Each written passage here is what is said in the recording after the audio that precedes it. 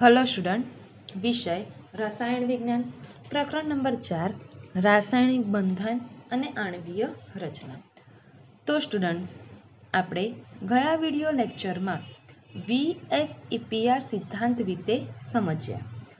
VSEPR સિદ્ધાંત એટલે valence shell electron pair repulsion theory. હવે સ્ટુડન્ટ જુઓ, નાઇહોલ અને ગિલેસ્પી નામના જે વૈજ્ઞાનિક હતા તેમણે આ થિયરી રજૂ કરી હતી અને આ થિયરી દ્વારા તેઓ આણ્વીય સંરચના એટલે કે અણુઓની રચના સમજાવવાનો પ્રયત્ન કરી રહ્યા હતા।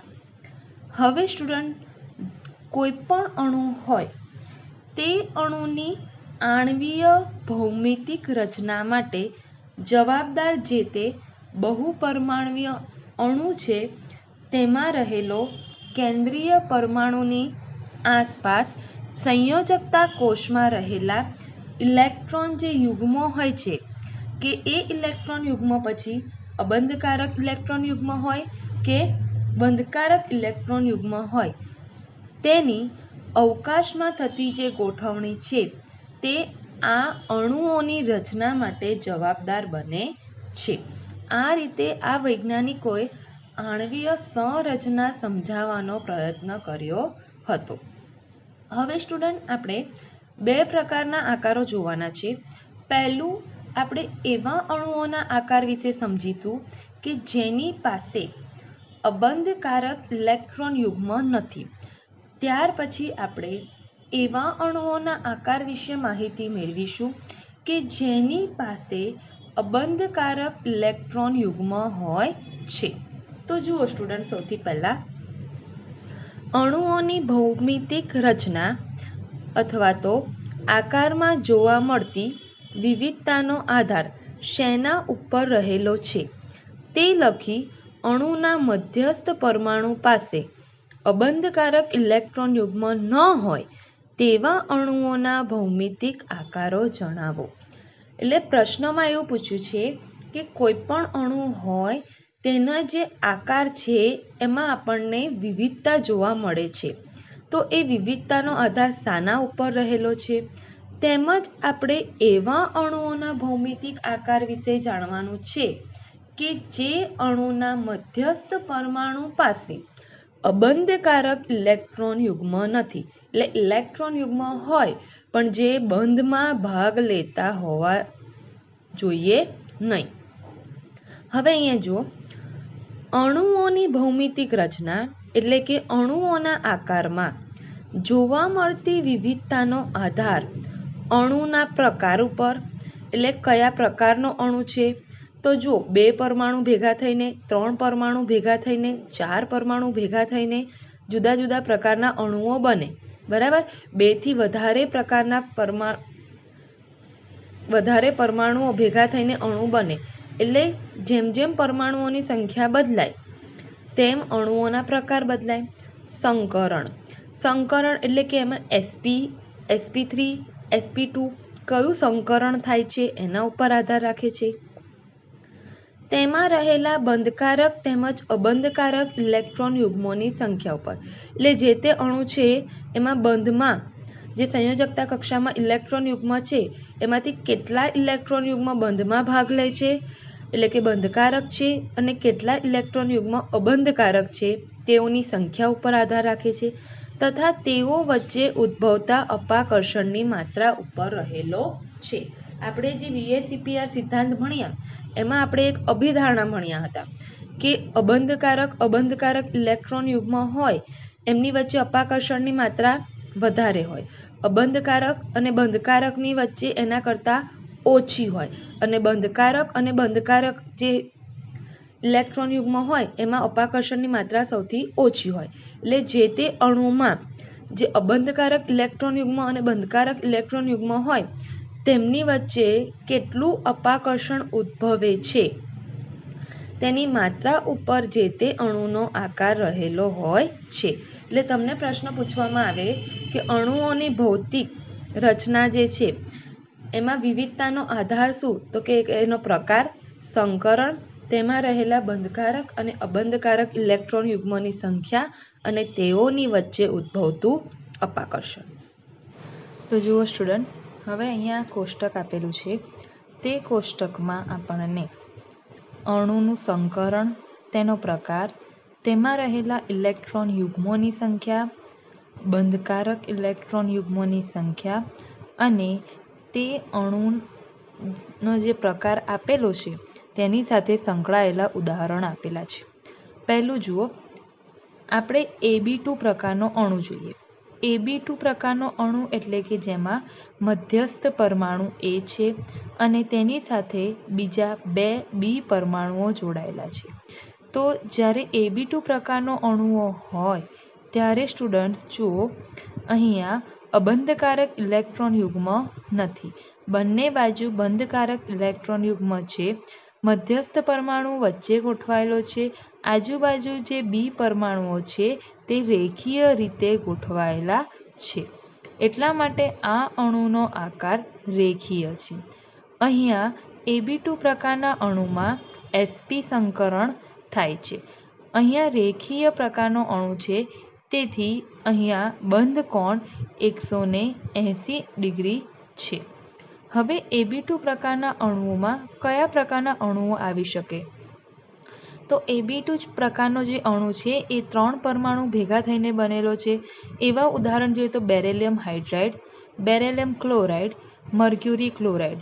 અહીંયા તમે જોઈ શકો છો, બેરેલિયમ અને મર્ક્યુરી એ મધ્યસ્થ પરમાણુ છે અને આ મધ્યસ્થ પરમાણુની પાસે બીજા 2 પરમાણુઓ રેખીય રીતે જોડાયેલા છે. અહીંયા 2 બંધ છે, એનો અર્થ કે બંધકારક ઇલેક્ટ્રોન યુગ્મોની સંખ્યા 2 છે.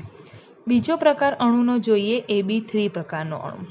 AB3 પ્રકારના અણુમાં A પરમાણુ એ મધ્યસ્થ પરમાણુ છે અને 3 B પરમાણુ આપેલા છે, જે A પરમાણુની પાસે ત્રિકોણીય આકારમાં ગોઠવાયેલા છે. હવે અહીંયા જો સ્ટુડન્ટ, આ એક પ્રકારનું શું છે? સમતલ છે. હવે એમાં તમે જુઓ, મધ્યસ્થ પરમાણુ A, એની પાસે આ જે 3 B પરમાણુ છે એ ત્રિકોણ આકારમાં ગોઠવાયેલા છે. તેથી આ અણુનો આકાર સમતલીય સમત્રિકોણીય બને છે. અહીંયા આ અણુનું હાઇબ્રિડાઇઝેશન એટલે કે સંકરણ છે sp2. હવે અહીંયા જુઓ, આપણે એવું જોયું હતું કે ઇલેક્ટ્રોન યુગ્મોની જે ગોઠવણી છે એ વર્તુળાકાર હોઈ શકે, બરાબર છે. તો હવે અહીંયા બંધ કોણ આપણે જોવો હોય તો 360/3, તો 120° બંધ કોણ આવશે.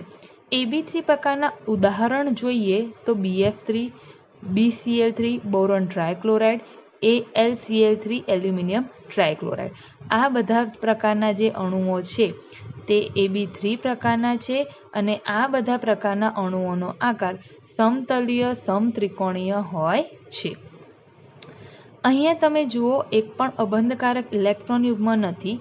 મધ્યસ્થ પરમાણુ A ની સાથે 3 બંધથી 3 B પરમાણુઓ જોડાયેલા છે. એનો અર્થ કે બંધકારક ઇલેક્ટ્રોન યુગ્મોની સંખ્યા 3 છે. 3 બંધ, એક બંધ 2 ઇલેક્ટ્રોનથી બને એટલે કે એક બંધ 1 ઇલેક્ટ્રોન યુગ્મથી બને. 3 બંધ છે એટલે ઇલેક્ટ્રોન યુગ્મની સંખ્યા કેટલી? 3. એના પછી છે AB4 પ્રકારનો અણુ. AB4 પ્રકારનો અણુ છે જેમાં મધ્યસ્થ પરમાણુ A છે, જેની સાથે 4 B પરમાણુઓ જોડાયેલા છે. અહીંયા તમે જોઈ શકો છો, મધ્યસ્થ પરમાણુ A, એની સાથે 4 B પરમાણુઓ જોડાયેલા છે. હવે અહીંયા જો સ્ટુડન્ટ, આ જે આકાર છે એ આકાર સમચતુષ્ફલકીય પ્રકારનો છે. કયા પ્રકારનો છે? સમચતુષ્ફલકીય પ્રકારનો. અહીંયા સંકરણ છે sp3 અને બંધકોણ છે 109.5 ડિગ્રી. હવે AB4 પ્રકારના અણુઓના ઉદાહરણો આપણે જોઈએ તો એમાં આવશે મિથેન, CH4 મધ્યસ્થ પરમાણુ કાર્બન, એની સાથે 4 હાઇડ્રોજન પરમાણુ, NH4+ આયન, CCl4 carbon tetrachloride, silicon hydride. આ બધા જ અણુઓ જે છે તેમનો આકાર કેવો હશે? સમચતુષ્ફલકીય, કારણ કે તેઓ AB4 પ્રકારના અણુઓ છે અને તેઓમાં sp3 પ્રકારનું હાઇબ્રિડ હાઇબ્રિડાઇઝેશન એટલે કે સંકરણ થતું હોય છે। અહીંયા તમે એ પરમાણુની પાસે 1, 2, 3 અને 4 બંધ જુઓ છો। એનો અર્થ કે એમાં બંધકારક ઇલેક્ટ્રોન યુગ્મોની જે સંખ્યા છે એ 4 હોય છે। એ જ રીતે આપણે જોઈએ AB5 પ્રકારનો અણુ। AB5 પ્રકારનો જે અણુ છે એમાં મધ્યસ્થ પરમાણુ A છે અને એની સાથે 5 B પરમાણુઓ જોડાયેલા છે। હવે અહીંયા સ્ટુડન્ટ જુઓ કે AB5 પ્રકારનો અણુ એટલે મધ્યસ્થ પરમાણુ A, બરાબર। આકાર કેવી રીતે દોરાય તો 5 B પરમાણુ છે તો આ એક B પરમાણુ, બીજો B પરમાણુ, ત્રીજો B પરમાણુ, બરાબર છે। 1, 2, 3। હવે અહીંયા વચ્ચે એક B પરમાણુ અને નીચે એક B પરમાણુ। હવે અહીંયા તમે જુઓ તો અહીંયા ત્રિકોણ આકાર બનશે, બરાબર। અને આ જે ઉપર નીચે B પરમાણુઓ છે એના લીધે પિરામિડ જેવો આકાર બનશે। આ જે છે આ પિરામિડ જેવો આકાર બનશે અને એટલા જ માટે AB5 પ્રકારના જે અણુઓ છે તેનો આકાર એક તો ત્રિકોણ બન્યો એટલે ત્રિકોણ, ઉપર અને નીચે પિરામિડલ જેવો આકાર બને છે એટલે આના AB5 પ્રકારના અણુનો આકાર ત્રિકોણીય દ્વિપિરામિડલ આકાર કહેવામાં આવે છે। તો અહીંયા આપણે લખીએ આકાર ત્રિકોણીય દ્વિપિરામિડલ।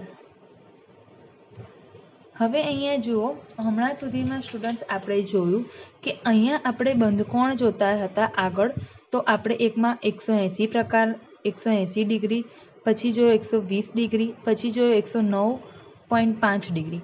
અહીંયા આપણને બે પ્રકારના બંધકોણ મળશે।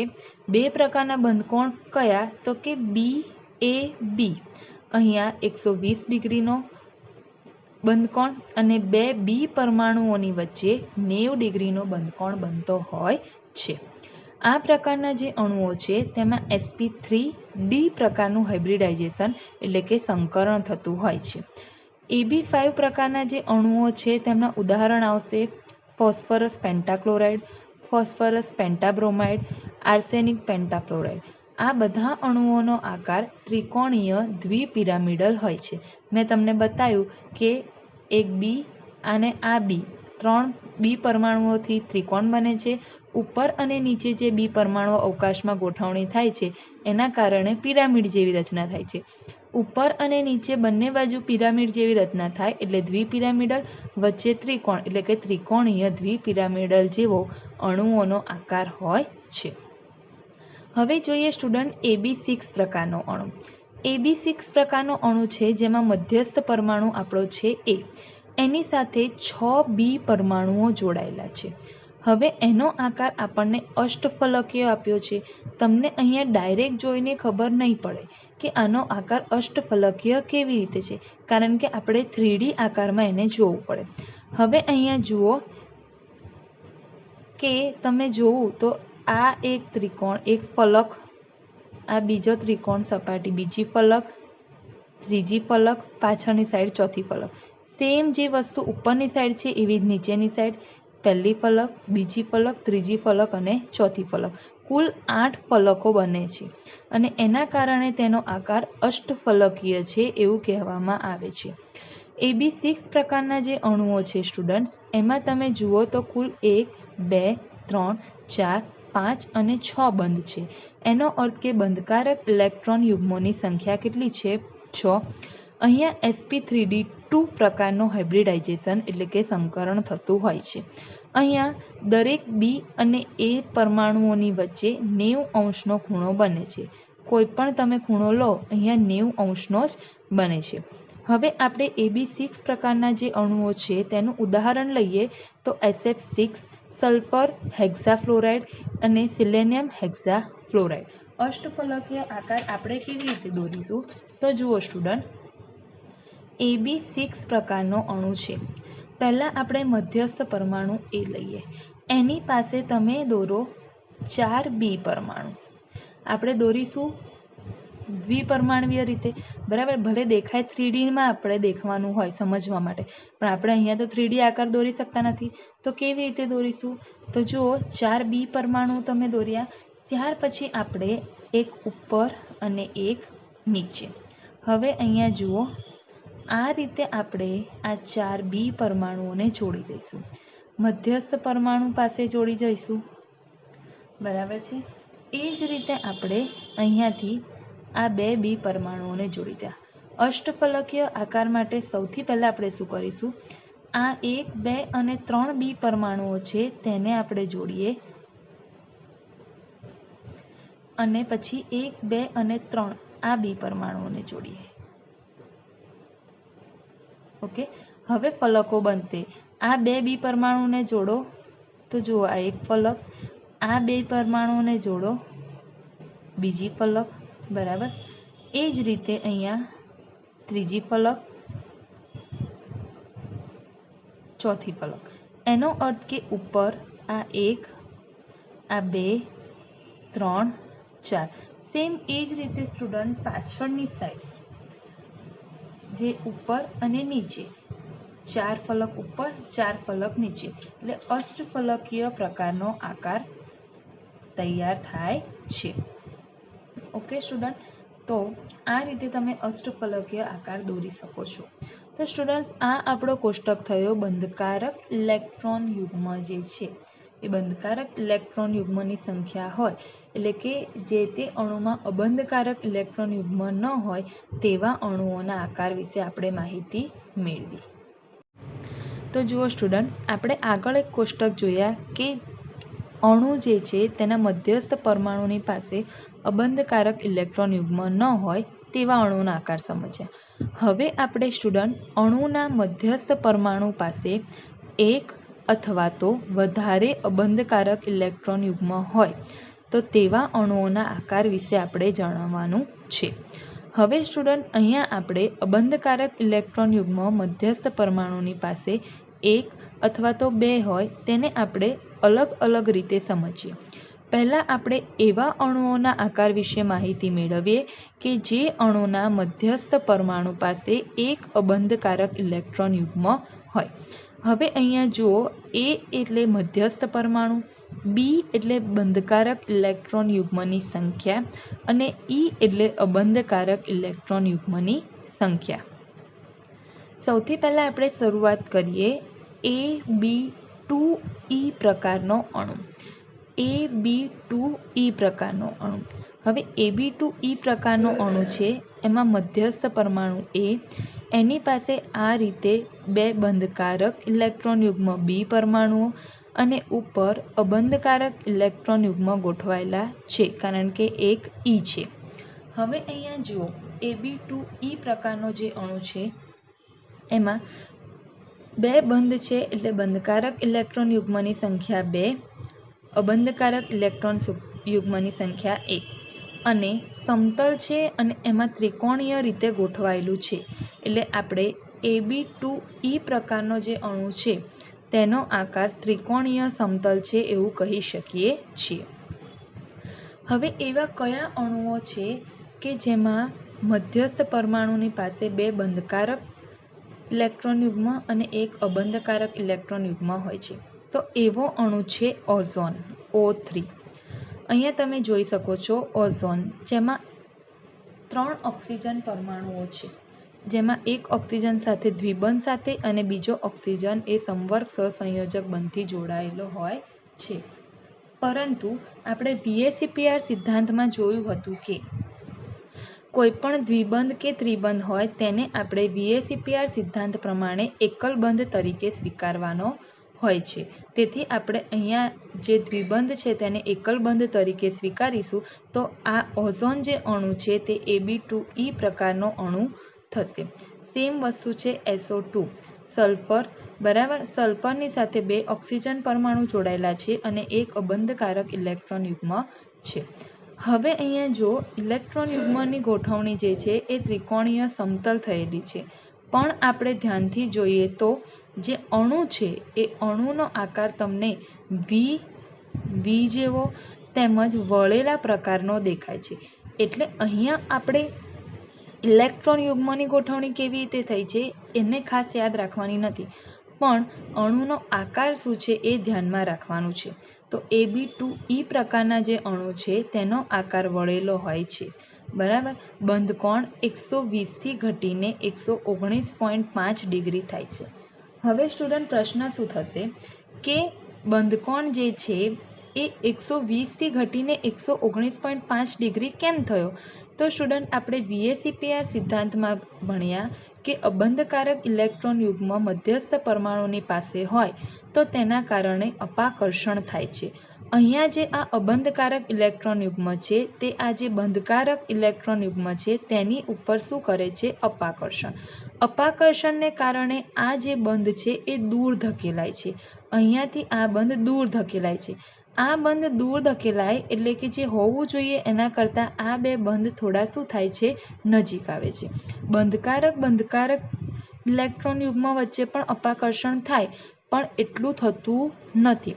ન્યૂનતમ એટલે 120નો જે ખૂણો હોય એની જગ્યાએ આપણને 119.5 ડિગ્રીનો ખૂણો મળતો હોય છે. જુઓ કેવી રીતે, તો કે આ A, B,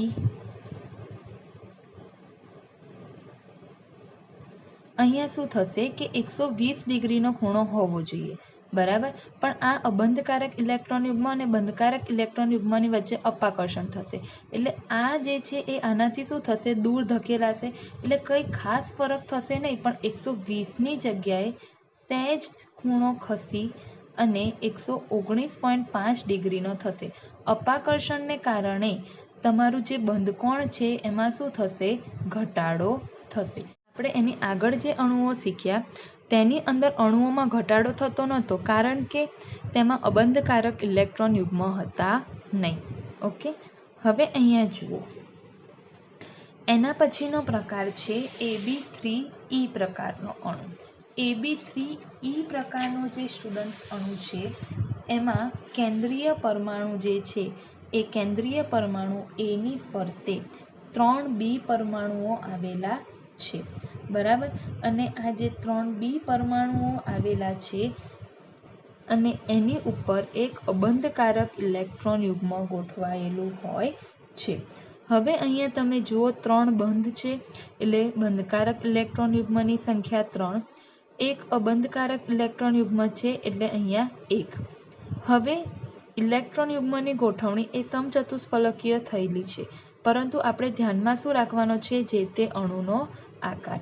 હવે આ જે તે અણુનો આકાર આપણે ધ્યાનમાં રાખીએ તો તમે અહીંયા ધ્યાનથી જોઈ શકો છો કે ઉદાહરણ તરીકે જે આપણે Ab3E પ્રકારના અણુમાં ઉદાહરણ લઈએ, NH3, ફોસ્ફરસ ટ્રાયક્લોરાઇડ, આર્સેનિક ટ્રાયક્લોરાઇડ, તેમનો હું તમને આકાર દોરીને બતાવું. તો જુઓ, આપણે એમોનિયાનો આકાર લઈએ તો નાઇટ્રોજન છે, એની સાથે શું જોડાયેલું છે? 3 હાઇડ્રોજન. તો 1, 2 અને 3. નાઇટ્રોજનની પાસે એક અબંધકારક ઇલેક્ટ્રોન યુગ્મ છે. હવે આમ જોવા જઈએ તો આ એક ત્રિકોણ જેવી રચના છે, પરંતુ અહીંયા જો હું આ રીતે દોરું તો અહીંયા પિરામિડ જેવી રચના થાય છે. કેવી રચના થાય છે સ્ટુડન્ટ? પિરામિડ જેવી રચના થાય છે. અને એટલા જ માટે આકાર કેવો કહેવામાં આવે છે? ત્રિકોણીય પિરામિડલ. કારણ કે કેવી રચના થઈ રહી છે સ્ટુડન્ટ? પિરામિડ જેવી રચના થઈ રહી છે. અહીંયા પણ શું થશે? અબંધકારક ઇલેક્ટ્રોન યુગ્મનું બંધકારક ઇલેક્ટ્રોન યુગ્મની વચ્ચે અપાકર્ષણ થશે. એના કારણે બંધકારક ઇલેક્ટ્રોન યુગ્મ દૂર ધકેલાશે અને આ બે બંધકારક ઇલેક્ટ્રોન યુગ્મ થોડા નજીક આવશે.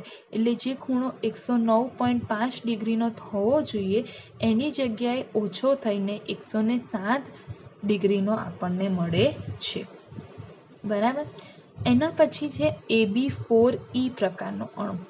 Ab4E પ્રકારનો જે અણુ છે એમાં મધ્યસ્થ પરમાણુ છે સ્ટુડન્ટ્સ આપણો A, એની સાથે 1, 2, 3 અને 4 B પરમાણુઓ જોડાયેલા છે અને એક અબંધકારક ઇલેક્ટ્રોન યુગ્મ જોડાયેલું છે. હવે અહીંયા જુઓ સ્ટુડન્ટ, આપણે સમજીએ તો અહીંયા 4, 1, 2, 3 અને 4 બંધકારક ઇલેક્ટ્રોન યુગ્મની સંખ્યા અને એક અબંધકારક ઇલેક્ટ્રોન યુગ્મની સંખ્યા તમને જોવા મળશે. હવે આપણે જે આ AB4E પ્રકારનો અણુ છે તેનો આકાર બે રીતે દોરી શકીએ. જો અહીંયા મેં તમને બતાવ્યો છે AB4E પ્રકારના અણુમાં આપણે ઉદાહરણ લીધું સલ્ફર ટેટ્રાફ્લોરાઇડ અને સિલેનિયમ ટેટ્રાફ્લોરાઇડ. હવે સલ્ફર ટેટ્રાફ્લોરાઇડ જે છે એમાં સલ્ફર પરમાણુ 1, 2, 3 અને 4 આ રીતે ગોઠવીએ. ફ્લોરિન પરમાણુ અહીંયા અબંધકારક ઇલેક્ટ્રોન યુગ્મ ગોઠવીએ તો અહીંયા સહેજ થશે ત્રિકોણ જેવી રચના, બરાબર. અને પછી એને તમે આમ જોઈન્ટ કરો એટલે ઉપર અને નીચે પિરામિડલ જેવી રચના થશે. પણ જો હું આ જ અણુને આ રીતે ગોઠવું તો સલ્ફર એની બાજુમાં 2 ફ્લોરિન પરમાણુ, નીચે 2 ફ્લોરિન પરમાણુ અને ઉપર અબંધકારક ઇલેક્ટ્રોન યુગ્મ. તમે લોકો બગીચામાં ગયા હશો તો ધારો કે આપણે પેલું ઉચક નીચક હોય છે સામ સામે બેસવાવાળું, તો એમાં ધારો કે આને સમજી લો સ્ટેન્ડ, અહીંયા એક છોકરું બેઠું છે, અહીંયા એક છોકરું બેઠું છે, તો આ જે આકાર છે એ ચીચવા જેવો દેખાય છે. એટલે આપણે જો યાદ રાખવાનું હોય કે AB4E પ્રકારનો જે અણુ છે તેનો આકાર કેવો, તો કે ચીચવો આકાર હોય છે, બરાબર. એની વધુ સ્થાયી અવસ્થા જે છે એ ત્રિકોણીય દ્વિપિરામિડલ આકારમાં રહેલી છે, પરંતુ આપણે અણુનો આકાર ચીચવો છે એવું ધ્યાનમાં રાખવાનું હોય છે. AB5E પ્રકારનો અણુ. હવે એમાં જુઓ મધ્યસ્થ પરમાણુ જે A છે એની પાસે 1, 2, 3, 4 અને 5 બંધકારક ઇલેક્ટ્રોન યુગ્મ છે અને એક અબંધકારક ઇલેક્ટ્રોન યુગ્મ છે. અહીંયા તમે જુઓ તો આ જે એ 4 B પરમાણુ છે તેને આપણે આ રીતે જોડીએ તો સમચોરસ જેવો આકાર થાય છે અને એને આ રીતે જોડીએ તો પિરામિડલ જેવી રચના થાય છે. અને એટલા જ માટે આ જે અણુનો આકાર છે તેને સમચોરસ પિરામિડલ આકાર તરીકે ઓળખવામાં આવે છે. AB5E પ્રકારના અણુનું ઉદાહરણ જોઈએ તો બ્રોમિન પેન્ટાફ્લોરાઇડ અને ફોસ્ફરસ પેન્ટાફ્લોરાઇડ છે. અહીંયા સુધીમાં જોયું કે મધ્યસ્થ પરમાણુની પાસે એક અબંધકારક ઇલેક્ટ્રોન યુગ્મ હોય. હવે આપણે એવા અણુઓના આકાર વિશે જોઈએ કે જેમાં મધ્યસ્થ પરમાણુની પાસે 2 અબંધકારક ઇલેક્ટ્રોન યુગ્મ હોય. એમાં તમે સૌથી પહેલા જુઓ તો AB2E2 એ મધ્યસ્થ પરમાણુ, 2 B પરમાણુ બંધકારક અને 2 અબંધકારક ઇલેક્ટ્રોન યુગ્મ છે. હવે અહીંયા એવો ઉદાહરણ કયો તો સૌથી સિમ્પલ ઉદાહરણ H2O, ઓક્સિજનની સાથે 2 હાઇડ્રોજન પરમાણુ અને 2 અબંધકારક ઇલેક્ટ્રોન યુગ્મ આવેલા હોય છે, જેનો આકાર છે વળેલો, જે તમે જોઈ શકો છો. અહીંયા બંધકોણ 109.5 ડિગ્રીથી ઘટીને 104.5 ડિગ્રી થાય. જુઓ સ્ટુડન્ટ, પહેલાં આપણે અણુ જોયો તો એ અણુમાં 109.5 ડિગ્રી અણુ, ત્યાર પછી એમોનિયાનું ઉદાહરણ જોયું કે જેમાં એક અબંધકારક ઇલેક્ટ્રોન યુગ્મ હતું, તેમાં 109.5 ડિગ્રીથી ઘટીને 107 ડિગ્રી થયું. હવે પાણીનું ઉદાહરણ લઈએ H2O, એમાં 2 અબંધકારક ઇલેક્ટ્રોન યુગ્મ છે તો તેમાં બંધકોણ હજુ વધારે ઘટે છે. એનું કારણ શું? તો કે એમોનિયાનું જે ઉદાહરણ હતું એ એમોનિયાના ઉદાહરણમાં એક બંધકારક ઇલેક્ટ્રોન યુગ્મ હતું જેનું અબંધકારક ઇલેક્ટ્રોન યુગ્મ હતું જેનું બંધકારક ઇલેક્ટ્રોન યુગ્મ વચ્ચે અપાકર્ષણ થતું હતું. હવે H2Oમાં શું થાય છે કે ઓક્સિજન છે એની પાસે 2 હાઇડ્રોજન પરમાણુ, ઓક્સિજનની પાસે 2 અબંધકારક ઇલેક્ટ્રોન યુગ્મ છે. આપણે જોયું કે સ્ટુડન્ટ લોન પેર વચ્ચે સૌથી વધારે અપાકર્ષણ થાય, એના કરતાં ઓછું લોન પેર અને બોન્ડ પેર વચ્ચે થાય. એટલે આ બે વચ્ચે થતું અપાકર્ષણનું પ્રમાણ એ આ બે વચ્ચે થતા અપાકર્ષણ કરતાં કેવું હશે? ઓછું. અને અહીંયા અપાકર્ષણ કેવું હશે? વધારે. અપાકર્ષણ વધારે એટલે અહીંયા શું થશે? બંધકોણ જે છે એ નજીક બે બંધ જે છે એ નજીક આવશે અને એના કારણે આ બંધકોણ 104 ડિગ્રીનો થશે અને અહીંયા 107 ડિગ્રીનો થશે. બરાબર છે. એના પછી છે AB3E2 પ્રકારનો અણુ. AB3E2 પ્રકારનો જે અણુ છે એમાં A પરમાણુની પાસે 3 B પરમાણુ, 2 અબંધકારક ઇલેક્ટ્રોન યુગ્મ છે. અહીંયા તમે જોઈ શકો છો કે 2 અબંધકારક ઇલેક્ટ્રોન યુગ્મને તમે આ રીતે ગોઠવો, બરાબર છે, અને 2 B પરમાણુને ઉપર ગોઠવો તો ત્રિકોણની રચના થાય અને જો તમે આને આમ જોઈન્ટ કરી દો તો પિરામિડલ જેવી રચના થાય. પણ આપણે અણુનો આકાર ધ્યાનમાં રાખવાનો છે. તો હવે Ab3E2 પ્રકારના અણુમાં છે ક્લોરીન ટ્રાયફ્લોરાઇડ, બ્રોમિન ટ્રાયફ્લોરાઇડ. ક્લોરીન એની પાસે 3 ફ્લોરીન પરમાણુ ઉપર 2 અબંધકારક ઇલેક્ટ્રોન યુગ્મ. તમે અહીંયા જોઈ શકો છો કે ટી પ્રકારનો આકાર બને છે. આ ટી પ્રકારનો આકાર. અહીંયા આમ જોઈએ તો ટી પ્રકારનો આકાર બને છે. એટલે જ્યારે Ab3E2 પ્રકારનો અણુ હોય તો તે અણુનો આકાર ટી આકાર હોય છે.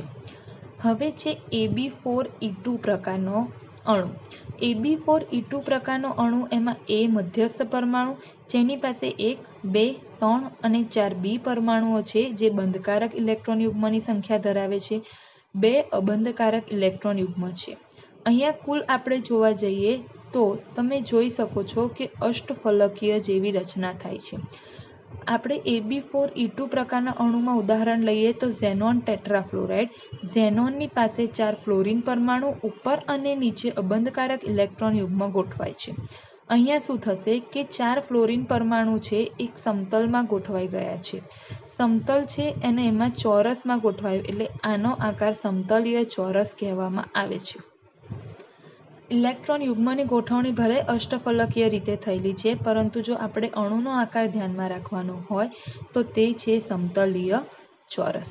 તો સ્ટુડન્ટ્સ, આપણે હમણાં આ વિડીયો લેક્ચરમાં સમજ્યા VACPR સિદ્ધાંતને આધારે કેવી રીતે આપણે જુદા જુદા પ્રકારના જે અણુઓ છે તેનો આકાર નક્કી કરી શકીએ છીએ.